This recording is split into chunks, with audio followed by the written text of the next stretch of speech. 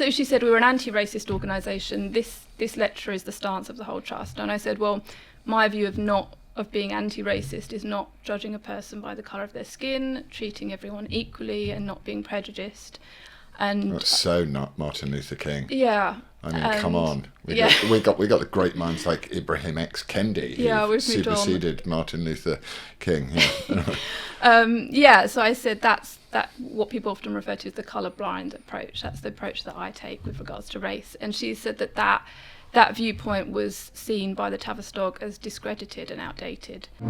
For the wrong to rule, the good must just stand idly by. Hello and welcome to the Laurence Fox Show. Today is a very special edition because I'm talking with Amy Gallagher, who will be one of the first of the bad law cases. When I met Amy, I was very saddened by the story that she told me, and since getting to know her a bit better, I've realised that not all heroes wear capes, and she certainly is a hero. Amy, thank you very much for joining us. That's okay, thank you. Now, you are halfway through training to be a psychotherapist at the Tavistock Clinic, is that correct? Yeah, that's right, yeah. Okay, do you want to tell me a little bit about your story? Start at the beginning. Yeah, so I'm a mental health nurse. I've been working in the NHS for some time now. I've already completed a degree at the Tavistock in psychotherapy. To train as a psychotherapist, it takes 4 years. I've already done 2 years. And in 2020, I enrolled to do the final 2 years.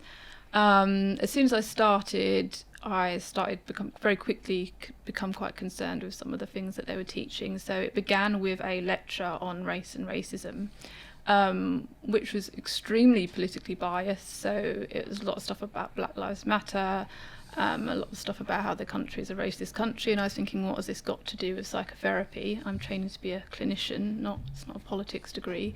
And I noticed that Christianity was being singled out in this lecture and being linked to racism. So at the end, I said, in what way? Sorry, that's. So kind of that it was being linked to being responsible for racism, and it's being spoken about in a kind of negative way. And there was a lot of quotes from critical race theorists in this lecture. They're not psychotherapists, so I was thinking, why are they being quoted? Why is this in this lecture? So at the end, I said, I'm curious about why I'm talking about why you're singling out Christianity in this way. And she said, well, Christianity is responsible for racism because it's European. Is it? No, it's Last not. time I checked, it wasn't it's European. Middle Eastern. No, I know. Yeah. So I didn't say anything. I was like, okay. And so I wasn't too happy about that, but I thought it's just a one-off lecture, just move on. I said my bit. And then that week, I also got sent a YouTube lecture by one of the other psychoanalysts at the Tavistock, and it was titled "Whiteness: A Problem for Our Time." So immediately the title was quite alarming. Is this just to sort of help you understand that you were wrong in the first meeting, or was this sent round to everybody else as well? It was sent round to everybody else, all the other students. And yeah, I started to look on their website, and they were publicising this lecture as being marking their centenary, their 100 years, and it was titled as a policy lecture. So I was quite concerned that this was representative of their policy and kind of the direction that the profession was going in. So I watched the lecture, and it was just critical race theory. And on their website, they were actively saying, we are promoting critical race theory. We see whiteness and racism as being linked. We see that the problem of racism is a problem of whiteness, and white people need to interrogate their racism. This was on their website. So critical race theory, just like to slow down, critical race theory is essentially, as far as I can gather, about the most racist thing going. Yeah. It says that it's very demeaning and racist towards people who aren't white-skinned, because it says you're oppressed, and you're oppressed by white people. Yeah. So their outcomes in your life are determinate and based on the fact that white people have ruined your life, which was true in America during the slave trade, and is true in other countries to this day. I think there's something like 30 million slaves or something working today. So it's a quite contested and divisive ideology, which makes no sense and is really divisive. So that's, I think, is that, am I making it fair? So in this lecture, the lecturer Helen Morgan says that there is an inherent privilege in white people. So I see that as being racist towards Black and Asian people, because they're saying regardless of environment, regardless of culture, white people are inherently privileged, which sounds something like a racial supremacist would kind of say, that there is a privileged race. So that's very concerning. But she said things like white ignorance, white fragility. She spoke about how white people don't understand the world. All sorts of racist stuff that's kind of really radical and really concerning and racist. So I was very concerned about this, and I responded to the email to the students and said, I personally don't see being white as a problem. Critical race theory is an ideology. It has no place in psychotherapy. While particular psychotherapists may subscribe to critical race theory, they can, but we need to be aware that there's other viewpoints. As clinicians, we may be treating patients that really don't like this view, so we need to be aware of that. And I included some YouTube clips of Kemi Badenoch talking about critical race theory in Parliament, and I pointed out that she'd said that it's actually illegal to teach these ideas. So after that, I got called into a meeting by the lead of the course, and immediately there was an idea that I'd done something wrong. What, just in the atmosphere is? And that we need to talk about your response to this. Oh, I hate that approach. When it's like when you arrive and you're already feeling like you're in the headmaster's office because you're genuinely striving for equality. Yes. Which is the Christian way of looking at things. Yes, yeah. And she said, well, this course might actually not be right for you if you disagree with these ideas. And I said... Then, at that point? Yeah, already. She was saying that this might not be right for you if you don't like... if you disagree. And I said, so these views that are being expressed in this lecture, are these the views of this specific psychoanalyst, or is this the representative of the trust and the whole course? And she said it's the official teaching of the Tavistock. This is how we view things. And therefore more broadly the NHS. And she said more broadly, she did actually say that more broadly the NHS. Because they do say in the NHS they kept suggesting that everyone reads that Robin DiAngelo word salad. That comes up quite a bit in our story. So she said we were an anti-racist organisation. This lecture is the stance of the whole trust. And I said, well, my view of being anti-racist is not judging a person by the colour of their skin, treating everyone equally, and not being prejudiced. And that's so not Martin Luther King. Yeah. I mean, come on. We got the great minds like Ibrahim X. Kendi who superseded Martin Luther King. Yeah. So I said that's what people often refer to as the colour-blind approach. That's the approach that I take with regards to race. And she said that viewpoint was seen by the Tavistock as discredited and outdated. Sorry, I shouldn't laugh, because how can you say that viewpoint? How can you say the most important piece of civil rights work in the history of racial equality is outdated? Yeah. Did they explain? She didn't cite any authority or evidence with which that had been discredited. It's just discredited in her head, I think. I was very concerned about this meeting, and it felt that there was a kind of threat about, she kind of said that you should be careful kind of going forward in terms of contesting these ideas. So I was very concerned about this, and I wrote a complaint to the complaints department and essentially said this is kind of, you're teaching racist ideas effectively, and they said they were going to take my complaint seriously and there was going to be an investigation. About 3 days after I made my complaint, I got a email about my progress on the course, and it said, while I was doing really well in my clinical work with patients, the progress board, had noticed that my personal views weren't in keeping with the trust's anti-racist thinking, and that I needed to do more learning about diversity. What, so all psychologists have to have exactly the same thinking? Yeah. That's ridiculous. Yeah. Surely all psychologists should be different, so that when someone is in need of a psychologist, they go, well, that person didn't work, but I found someone who's really helped me. Yeah. You can't teach sort of some sort of mono-narrative mantra to everybody. Yeah, extremely concerning. It's quite authoritarian, and as a mental health practitioner, I try to encourage a flexibility of thinking. That's kind of what you're trying to help someone with. Yeah. That people can get into very narrow states of mind and states of thinking, and a good marker of psychological health is knowing that there's different ways of thinking, and there's a plurality of beliefs and being open-minded, essentially.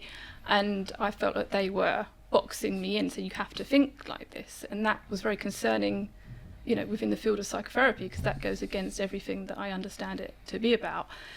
So they were doing this investigation, and during this investigation into my complaint, they sent me more reading material that quoted Robin DiAngelo at length. It was white fragility, really racist stuff, and there was a part about how the Bible causes people to be racist because it uses the word light and dark, and that causes people to have racist associations in their mind. It's quite a leap, isn't it? It is a very big leap. It's a bit of a leap. I mean, Yeah. Yeah. I don't know if we're talking about the Hebrew or the English or what those words are used in all major world religions, but there is also this weird thing that happens in every 24-hour cycle of a day, where it's light and then it's dark. Yes, maybe the solar system is racist itself. I think the Milky Way might need to read White Fragility. Yes. Yeah. Anyway. So I read this. I was quite shocked. Robin DiAngelo, she's not a psychiatrist or a psychotherapist, or she's a grifter. She's a race hustler. She's a race hustler. So I was thinking, why are they going to this person for their views on race? But I didn't say anything. I just noted it. Can I ask you a quick question? Yes. Right. Why do you? Because you're, obviously this is your field, and you're interested in the human mind. Why do you think Robin DiAngelo took off so much with white liberals? I think it's all projection. They're talking about themselves all the time, and they're outsourcing it to another group. So it gives people the idea that they've got a moral high ground, that we can see this thing and other people can't. So we're aware of our whiteness, and it's people beneath us that aren't. But they're actually being racist. So it's it's all about power. Fundamentally, it's all about power. And they're using it as a smokescreen to say, I get a pass. Yeah. If I acknowledge this, I've got a pass. Yeah. Whereas actually you're just being racist, as you say. Yeah. Okay, sorry for interrupting you. No, I'm that's just okay. interested. Yeah, carry on. So I read that and I was like, okay, I've made a complaint and they're still sending me racist stuff. And then there was a review of the term, and the course lead asked, how are you finding the course so far? She actually said, is there anything that you haven't liked, anything that's annoyed you? And I said, well, actually there is. I don't like this recent reading material. I said it's racist, it's discriminatory towards Christianity. Robin DiAngelo is not a psychotherapist, her ideas aren't evidence-based. And they're really racist, and I've already explained that. And then after that meeting, a couple of days later, I got an email from her, a very nasty email, telling me that I was immature, that I was vexatious, that I'd traumatised people by expressing my views, even though I was asked what my views were. So they say, what are your views? You tell them they don't agree with them, and therefore you're attacking and traumatising them. Yeah, and you've traumatised them. Wow. Yeah. Never heard that one before. Yeah. And she raised a student conduct policy against me, which is the first of a disciplinary proceedings to remove someone from the course. What, because you were asked for your opinions. Yeah. You're then told that you've traumatised her by telling her the truth. The truth. And then she raises a disciplinary against you. Yeah. Okay, she sounds nice. Yeah. She's got some of her own issues. Yeah. I just wrote back to the complaints department and explained what had happened. Their disciplinary procedure states that if a student conduct policy is raised against you, there needs to be a lot of steps, a lot of procedures. You need to meet with the student, there needs to be a mediation process, you need to hear the student's point of view. They didn't do any of that, they didn't follow their own policies, but just 7 weeks later I got a letter sent to my house from the deputy director of the education and training department, and she basically said, we've done an investigation into you, we found that you've spoken inappropriately about race, and we're very concerned, you've caused distress to others. And she said, if you continue to speak inappropriately, you could be suspended from the course, and we may even bar you from the profession of psychotherapy. Okay. How... See, if someone did that to... Well, Yeah. I had a sort of similar experience. Yeah. I loved acting. Yeah. And then I pointed out that pointing out people's skin colour was really retrograde and regressive and horrible, and they literally just hoofed me out. I was gone in a day. There was no chance. And it just got worse and worse. Yeah. So for me, I front it out and I go, I'm going to fight you, Yeah. bollocks to whatever. Yeah. But it was utterly heartbreaking. Yeah. How did you feel about at that point? Yeah, it was horrendous. It was. I spent years. I became a mental health nurse with the idea of training to become a psychotherapist. So I've been working towards this for ages, and I don't have very much money. I've saved up a lot for the tuition fees, etc. And I put a lot of money into the first 2 years. And yeah, it was. I couldn't. After she raised that student conduct policy, I couldn't eat that day. I was in a state of shock. And I couldn't sleep, and it was awful. And yeah, I was having all sorts of mood swings. Is that ongoing? Do you up and down. Yeah, I calm down a bit, and then I'm feeling okay, and then they do something else, and then it all comes up again.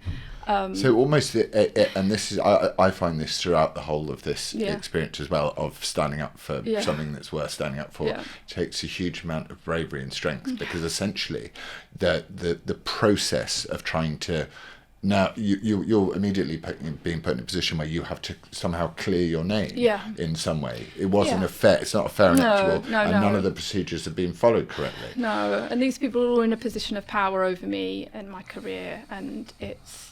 Yeah, and I was completely on my own. There wasn't a single person. So from the start... What about your colleagues? What about your... No, they didn't. There was no one. No one came up to you and said, I really feel for you? No.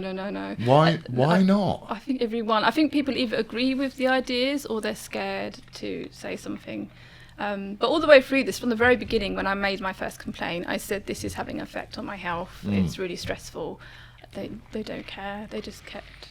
You would have thought they would care. Yeah, given that they're mental health professionals. Yeah, no. So that happened, and then they raised this student conduct policy against me, and they threatened me, and we made a further complaint about that. And then I met with the complaints team, the investigator, and I said, is this... I asked her again. I said, you sent me something that said being white is a problem. And I've been told that that's the official view. And she said, yes, being white, we do view it as a problem. This is the culture and direction that the Tavistock's going in. She said she wasn't sure if it was... Was this a white person telling you? Yeah, they're all white. Yeah, amazing. She said, I'm not sure if it's the official policy. And she said, I'd have to check that. The idea that they would say, I'm not sure that it's the official policy to view a skin colour as a problem is just... It's quite remarkable. But the investigation into my complaint, it found that basically I was the problem. And she said that I needed to interrogate whiteness. This would be encourage students to interrogate whiteness. How do you interrogate whiteness? That I don't know. Yeah, I don't, come on, you're a psychotherapist. I don't think you're a training psychotherapist. Yes. How does one, if you practically wanted to interrogate your own whiteness? Well, I keep asking them what that means, and I don't think they know. They don't know what it means. Because it doesn't mean anything. It doesn't mean anything, no. I'm very worried about this herd mentality that people seem to have at the moment. That if someone says something is true and you're not allowed to debate it or dissent that the damage that does to society more broadly, and also it really divides people. Even if I think you should discuss things like critical race theory and critical gender theory and all this stuff, which I personally think is not only guff but poison in people's mind. But I still think you should be able to talk about it, but you should be able to dissent from it. And it's a sign of an extremely unsound ideology that it doesn't suffer any scrutiny at all. And it's a sign of real fear in people that they're being bullied. It feels like the school playground. Yes, the world That's nowadays. what it's felt like. And you're at a grown-up institution, having spent... How long were you training as a mental health nurse? Working. 7 years. 7 years. So this is your entire career and your creative life being put down by someone who's not even going through the proper procedure. Yeah. Okay. Yeah. It just makes me mad. This. Sorry. Yeah, they were doing these anti-racist reading groups, which I were going to just as a kind of mole to see what they were saying. And it was really interesting because there was someone who genuinely was trying to understand these ideas and said, you know, I know I've got to interrogate my whiteness, but exactly what do I need to do? How do I do that? She said, asked your question. And there was a long pause in this group because they don't know how to answer the question. And then someone said, you know, it's such a big and profound question, I couldn't possibly begin to answer it. So yeah, you don't know what you're saying, do you? You're just making enough as you go along. Yeah. So yeah, we appealed their investigation, and it was just more of the same. We went all the way up to the CEO, who essentially just said, they keep repeating the mantra, we are an anti-racist organisation, this is our stance, effectively. So since then, there's just been ongoing harassment and victimisation. So we decided that we would going to pursue legal action against them, and we got. How does that fit? How does that feel?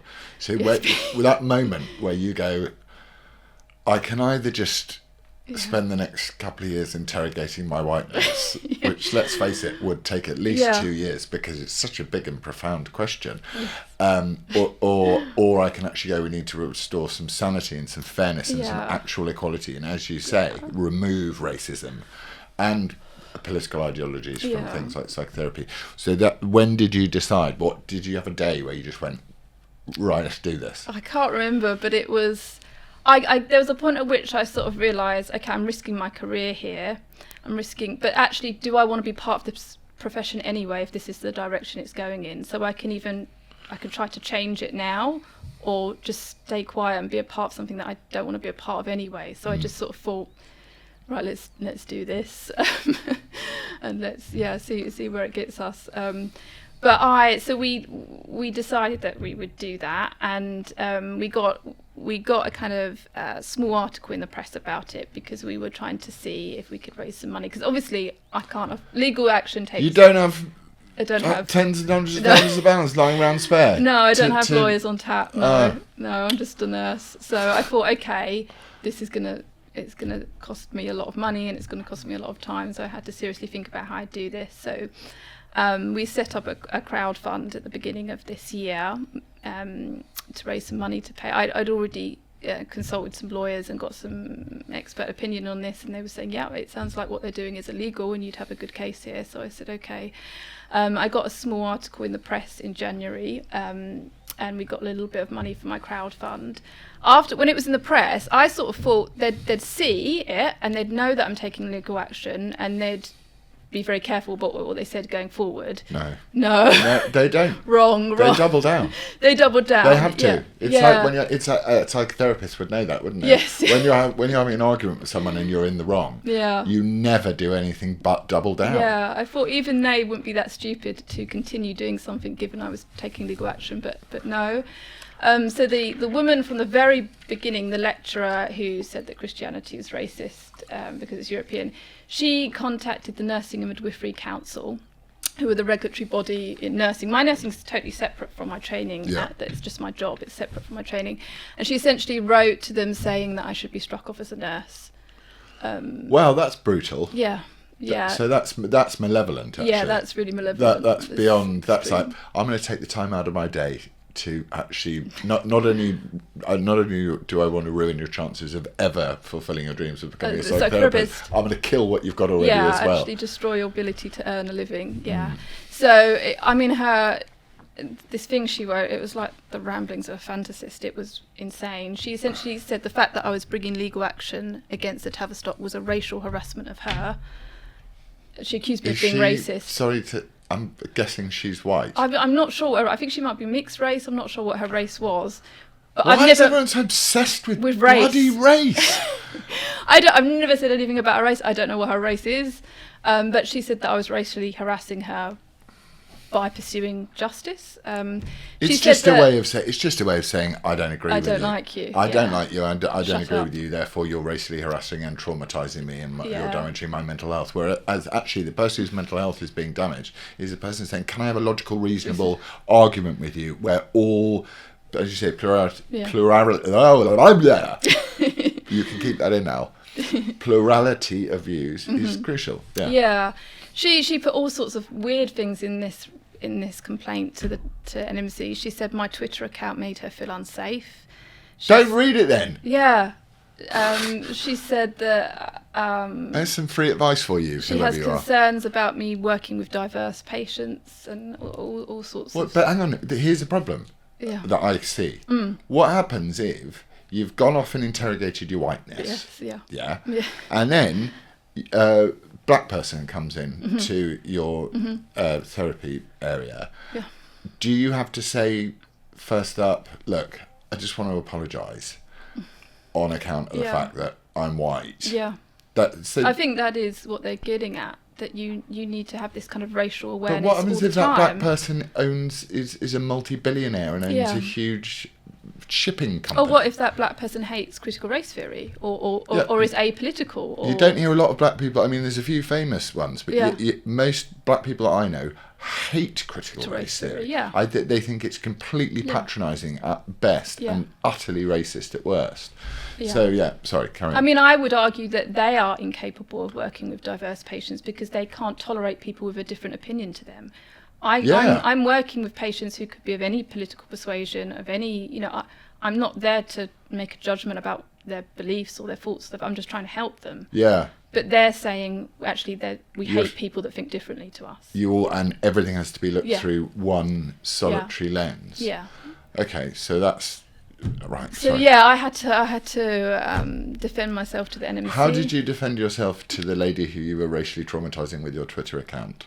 Yeah, so I made a counter complaint to the NMC about her and essentially said that she's harassing me via the complaints. This is a vexatious complaint because she's accusing me of things which I haven't done and she's got no evidence. And the NMC actually backed me up. They said, oh, good. Yeah, which was good. It was one bit of sanity in all of this. They actually said there's no evidence of this, of me being racist, and they shut it down quite quickly. So the NMC probably hasn't been completely indoctrinated. Yeah, they said... Because they don't have time. Yeah. They're far too busy actually looking after people that they don't have enough time to interrogate their whiteness. Yeah, nurses are... They go for a pint at the end of the day instead of whiteness interrogation class. Yeah, nurses seem to have a bit more common sense than maybe psychotherapists and psychologists. It's so sad, such a sad reflection though, isn't it? Because when I think of the NHS, my mum works in the NHS. And whenever I've needed the NHS in any way in terms of emergencies and stuff, I've just been blown away by how wonderful everybody is. So I, like everybody else in this country, has a real deep love of the NHS. Yeah, I do. But the thought that these little twonks, I can't think of anything else, are trying to politicise and infiltrate a treasured national institution. Yeah. And what are they offering patients particularly? Yeah. What particularly are they offering patients? Sod all. Yeah. Is my view on it. Anyway, sorry. Yeah, no, the NMC actually wrote back to me and said that health professionals can disagree with critical race theory, and I haven't done anything wrong, so that was good. That was quite nice. Since then, all sorts of has happened as well. So the course lead, she sent me strange messages to my phone with lots of dots in, and I've had lots of calls afterwards, like with someone breathing down the phone, and she sent a strange message to my social media. Weirdly, that sounds a little bit like harassment and traumatising harassment to someone who's already feeling very vulnerable. Yeah, she gave a speech to all of the students. So a lot of our classes have been done over Zoom, and we were due to meet in person.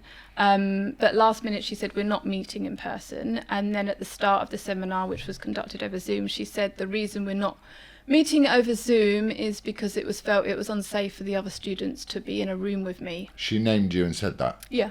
Yeah. I mean, I'm really sorry, this is why I'm so confused. Isn't that bullying and harassment? Yeah, definitely. Isn't that the very definition of what bullying and harassment is? Yeah, she's misusing her position of power to bully me in front of other students. I hate this. Yeah, it's been awful. I don't mind it with someone like me because I am a bit brash, and so people, and I often do say some pretty controversial things, but I do it deliberately because I go, someone's got to say these things because otherwise we've got no freedom of speech. But without wishing to sound rude, you're not like a bruiser type. No. You look quite gentle souled. So she said I'd committed sexism. I've just been sexist. Yeah, no, I think I'm very mild-mannered, but they don't seem to think that. But she said to the students that due to my hate speech and my derogatory comments, it was felt that it's better to manage me over Zoom than in person. So we're staying on Zoom, and she essentially encouraged the other students to make complaints about me. She said, you need to stand up. She said to the other students, you need to stand up against me and speak the truth against me. While you're on a Zoom call? Yeah. That's horrendous. So, so it's ongoing, so I've made a complaint about that. But since then, they've stopped me from seeing one of my patients because I was told that I was unsafe because I knocked on a door and I asked for the noise to be reduced because it was interrupting one of my sessions with a patient. And they said in doing that, I traumatised the people in the room and they've deemed me to be unsafe to be with patients and they're going to do an investigation into me. That was said 3 months ago and I haven't heard anything since. So I wouldn't like to go up against you 12 rounds in a ring. It's kind of, you're the scariest person I've ever met in the world. And no wonder they're traumatised. Yeah. Excuse me, could you keep the noise down? Yeah, the director of the clinic has told me, she said that I need to avoid the reception area because at a certain time, because if the people were to see me again, they'd essentially be re-traumatised by seeing me.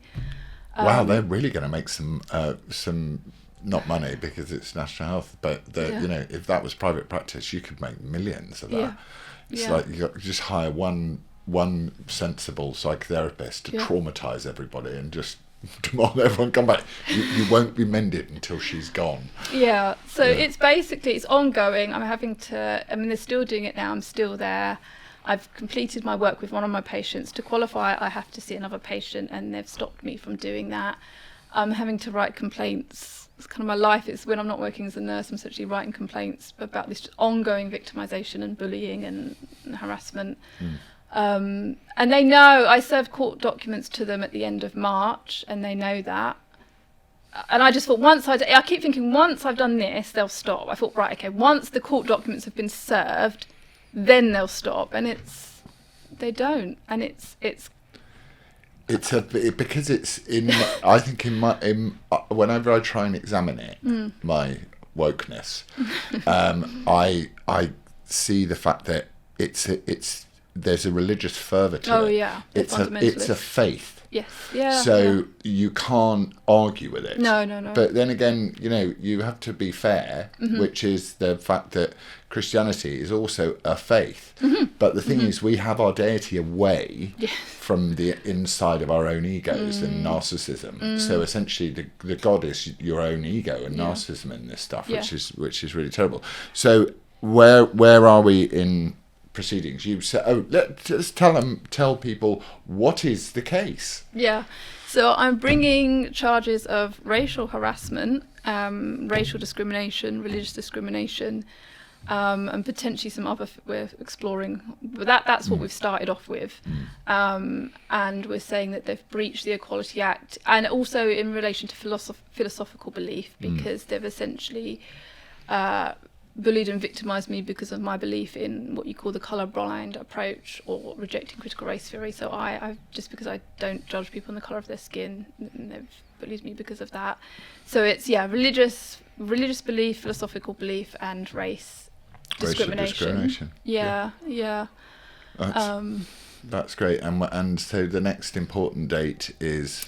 So we've agreed a 4-month stay with the Tavistock, so they need to respond to our particulars of claim by which they won't, because they'll find a way of not responding to your particulars of claim, and then they'll have a big long period of going on about what actually racism is. Yeah. Because if you look at, as I think we talked about this, and I'm sure you know it, if you look at the Equal Treatment Bench Book's version of what racism is it basically just says everyone's a racist. Yeah. In the whole world except people that aren't white skinned. And when it comes down to the white privilege thing, just to type in white working class boys and see how well they're doing coming out into university. This is the thing that really annoys me about this, is that this country is the most wonderfully tolerant country by every single metric, and yet this very small bunch of people who feel that they can't get a grasp or compete in the oppression Olympics, that they suddenly go, well,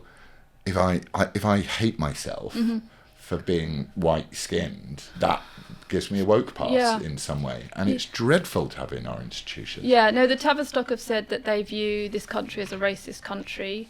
In the investigation report, I view them as racist. And also, their other brilliant branch as child mutilators as well. Yeah, so that's another issue. But let's not go there. Yeah, and in their report they said we actually reject the findings of the Sewell report, the Race and ethnic disparities report, they said, written weirdly by a bunch of people who weren't white. Right, yeah.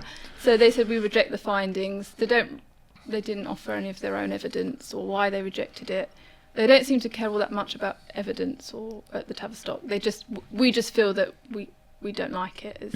Our feelings of the truth is essentially the stance that they're taking. So there's a 4-month stay. Yeah. So and then the next stage is at that point. Well, we see how they respond, but effectively we want to take them to court over this. It needs to be taken to court. Yeah. I'm doing the same thing in a slightly different way. Yeah. I approached mine in a more brutish type way than you approached yours. But this is awful. That it's just Yeah. So effectively, our government have come out and said that these ideas are illegal, and teaching critical race theory as though it's a fact is illegal. Kemi Badenoch's been amazing on it. Yeah, she's been brilliant, and more recently Nadeem Zahawi has said that teaching white privilege is a fact. It shouldn't be happening in schools or academia. It is happening in schools. It is happening, yeah. They teach concept of privilege as part of PSHE, white privilege, and they teach diversity, equity and inclusion, which has a shorter version of the meaning of the word, which is called communism. Yeah. They teach that to our children in school, and they teach gender ideology to our kids in school. We did a documentary about it, and so this is essentially what the Bad Law Project wants to do is from the cradle to the grave, where your philosophical belief and your right to an opinion and your right to free expression and your right not to be discriminated against on a perfectly rational and reasonable beliefs, and to remove the politics from institutions is what we seek to do. And you're an example of it happening much further up the educational tree. Yeah. And the people that are teaching you this stuff were probably indoctrinated themselves at some point in school. Yeah. And there's a very, very organised... The problem with people who tend to be free-spirited and entrepreneurial minded, as you said, it's a sign of good mental health if you're able to have a personal insight and to see a plurality of views, is that we tend not to organise. Yeah. We tend not to come together like ideologues do. And so I think the point of what Bad Law wants to achieve is it wants to go to you who has, got the courage and the bravery to say, I'm not going to put up with this. Yeah. And that is representative of so many people in this country. Yeah. For you to stand up, I think is just incredibly, incredibly brave. Thank you. So so we're hoping that we can essentially take critical race theory to court. Good. And have a legal precedent to say, you cannot force critical race theory onto people, and then we can start making more of an awareness in schools and academia that actually you're breaking the law when you're doing this, and actually someone has hopefully won a case that shows you that actually you could also be taken to court. Uphold the Equality Act. Yeah, we want to uphold class the Equality Act, class action, so we want to create a movement around this. Basically, we want to challenge it in the courts, and Well, exactly. Another thing the Bad Law Project wants to do is not to change the law, it's to say that's illegal. Stop doing it. Yes. Yeah, it's very concerning because the Tavistock is not just a university, it's training clinicians to work in the NHS. So it's taxpayers funded. It's not just a kind of strange humanities course. It's actually training clinicians to work with vulnerable people and essentially forcing you to adopt these ideas. So, yeah. And what's your ambition in life? In life? Well, I would like imagine this wasn't happening. Yeah. What would you be doing? Well, I would like to qualify as a psychotherapist. I don't know if they're going to... that's up in the air now. Why? Well, no, it's not. We're going to make sure that you qualify as a psychotherapist. Yeah, and I'd like to help people, and I'd like to... Because I care about psychotherapy and the profession. I don't like the direction it's going in, but there is a good part of it, and I'd like to maintain that good part of it. Yeah, but I'd like to speak more about this and raise awareness of it, and kind of be a dissenting voice within the profession that says actually there's another view, because the direction it's going in is just, it's just awful. I feel embarrassed. I don't tell people I work in mental health. I don't tell people I'm at the Tavistock. I just say I'm a nurse, and I just keep it like that because I'm embarrassed to be associated with the profession and the Tavistock. Which is a shame, because I've helped loads of people in my career, and I used to be proud of it, but it's a vocation, isn't it? Essentially, it's something that no one gets rich out of it. Yeah. Particularly unless you become some sort of famous psychiatrist or something. I don't know. I'm sure they get rich, but this is like nuts and bolts. Yeah. Working with people within our National Health Service. But I'd like to, create some resources that can equip people to understand what's going on and to fight it, and to raise more awareness. Yeah. Yeah. Well, it makes perfect sense, and I, for one, am a huge admirer of your bravery. Yeah. Is there anything else more that you want to say? Yeah, so if people are interested, so I have a Twitter account at Stand Up to Woke, and I also have a fundraiser if people wanted to donate, but I'm also going to be working with Bad Law, so people can donate to either one. Yeah. But I am going to need money. This does all cost a lot of money. Yeah. We're hoping to get some expert witnesses in to testify against this, so we're trying to make it as impactful as possible, but obviously that all does cost quite a lot. Yeah. So if people care about this case, do follow me, do have a look into it. Do that. Follow. So what's your Twitter handle? At Stand Up to Woke. At Stand Up to Woke. So you kept it nuanced. Please go to badlawproject.com as well, where we will have a page for Amy. And I think, if we want to really start changing things in the country so that we go back to and continue to be progressive and not obsessed about these things that divide us, I think that this is a really, really important case.